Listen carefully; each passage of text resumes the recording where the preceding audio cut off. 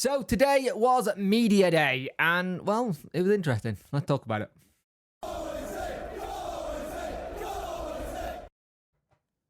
Hello and welcome to this channel, Puncture 41 crew. I have never called you a crew in my life, so apologies, that sounded very cringe. Welcome to the video. If you're new here, I'm Puncture 41. I cover all things Sheffield Wednesday, and today we are covering the media day. Basically, is what we've had. We've had Josh Windass and we've had Munoz come out today and say all the things that he basically wants to say, and it was quite feisty, to be fair. Now, Windass came out first, and I thought Windass takes were really good. I think he was saying, we understand that the fans are panicking a little bit and some pundits are panicking about us, but us ourselves as players, we're not panicking. We know what we're working towards, we know what we're trying to do, and we're going to try and get to that goal one way or another. And if we can try and get to that goal, the goal where we want to be, yeah, we'll get there, but we know it's going to take time. And it was really good, like, hearing him talk like that, because I think we as fans have got to realise that there's no panicking from inside there by the sounds of it from players. They know exactly what's going on, and they know that it's going to take a bit of time. They've got new lads in, and like you said, you want to try and beat that lad who's going to try and take your base and stuff. And he said they've all settled in really well. He said they're all looking decent, got some good quality. And it's like he said, we're going from 2 years of playing a certain way to in a month trying to play a different way, and it's gonna be different. And I think that's interesting when you hear what he's saying on a player point of view. This is a player who's quite a senior pro now at Wednesday, going, we don't see what the issue is. We think everything's fine and dandy. We think we're just following what we're doing, and we know it's gonna come eventually. And the thing is, it's one of the things, he knows it's gonna eventually go right, as do some of the players. I think that's where we as fans have just got to go, look, if they think it's going to go right and happen really soon, let's just get behind them. And I think it was really interesting. Now, let's go on to Xisco's presser. It was interesting. It was quite fiery at times today. I think he was a little bit on the defensive, but I can understand why. On further transfer, he said it's a big challenge and we're trying to bring people in. But like he said, at the press conference, they're always looking. They're looking at championship players from some Premier League loans, and they'll look to what they're trying to do, but they're trying to get things in. It was interesting when spoken about like Marvin Johnson and Reece James. He got really defensive because he was like, Akin had a good game. And the thing is, I personally didn't think Akin had a good game, but this is the manager talking. The manager is going to come out and defend a player, and if he's seen something that I've just seen for 90 minutes, but he's seen for the whole of the week, it can be a different perspective, isn't it? And it was like very interesting where he was saying things about that. When it came to like, when can the team be up to speed or where they think they can go? He's like said about Gasserman. He's only been in 2 days. He might play, he might not. Need to have patience. The new players haven't had a pre-season. DRB and stuff like that. And we're trying to get it to a point where they got to get up to speed. And I think once they get up to speed, they'll be fine. Now, it's interesting. He spoke about the defence. And this is something like he said. He wants it to stop being less leaky. He wants to see how trying things done. And it was interesting with it. He said, Valentine hasn't had a pre-season. Palmer is better, but he had an operation in the summer and played 15 minutes in pre-season. He got 10 minutes versus Southampton. He needs to get fitter, but maybe next game he plays. But when you ask me why play 4 centre halves, it's because something's happened. Also, we need to stop our left sided because we received a lot of goals down our left side, so we're getting stronger down, but we're working on it. Also, when he was talking about that left-hand side, sounds like he's looking for another left-sided player for that position. Did sound like he was saying we might possibly look for another player there.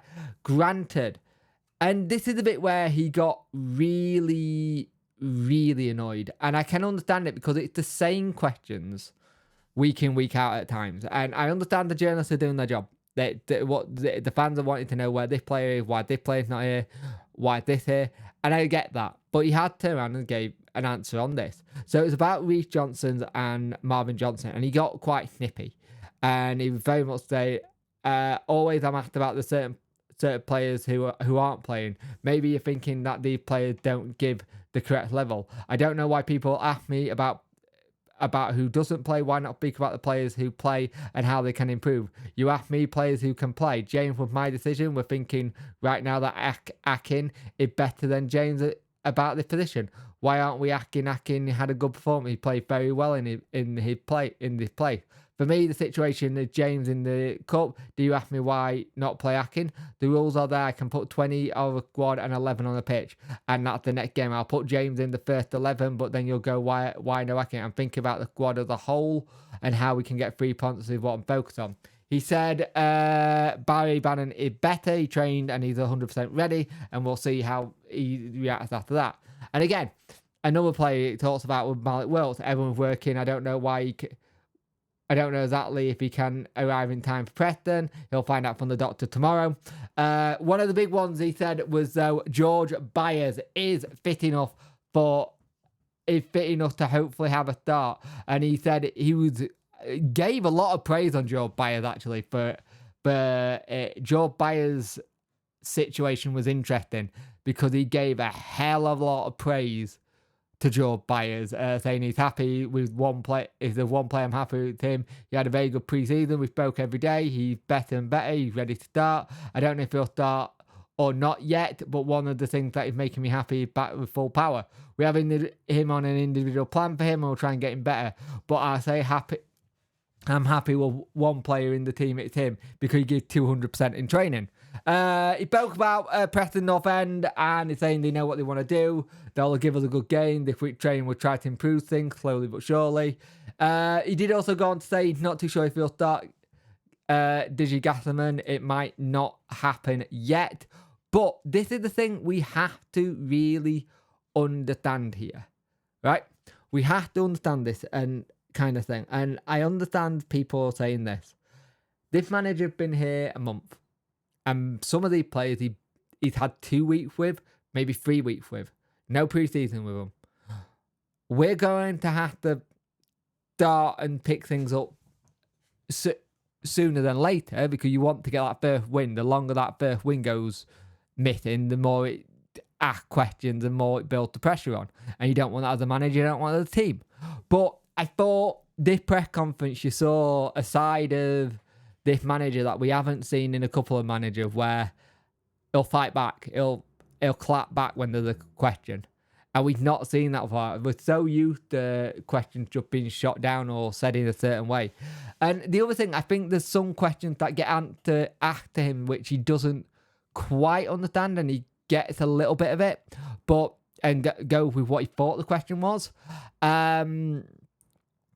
It's funny how the whole situation with goalkeepers has now been shut down. Now we've got the whole thing with Reece James and Marvin Johnson and stuff like that. It's like he did come out and say he misspoke when he said ask the player. He didn't mean it in that way. It was a language barrier. It wasn't what he meant to say. And so that kind of puts that to bed to me. It was the way he said it. He didn't mean it like that. But at the same time, we're only seeing things that are happening on 90 minutes of the game, where he's seeing things in a full week of training and there's a plan there. And I know there's some people who might say that, well, what's the plan? Where's the plan, Jake? It's like, I'm not going to know what that plan is, kind of thing. And he's not going to come out on a press conference and say what the plan is. It's like he got asked about what money is there to players. You bought players in from this. Is the money there to go get a champion level experienced player or something like that? You're not going to come out and tell in a press conference everyone how much money you've got to spend, because then that means people know what you've got to play with. That was the issue when we had the Jordan Rhodes deal.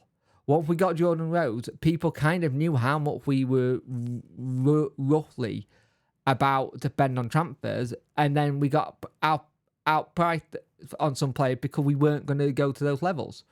Now, we have to play well against Preston. That's thing. Says he wants to see a lot more of the ball this game, and he'll make the changes so we do. The team sheet for Saturday will be very, very interesting.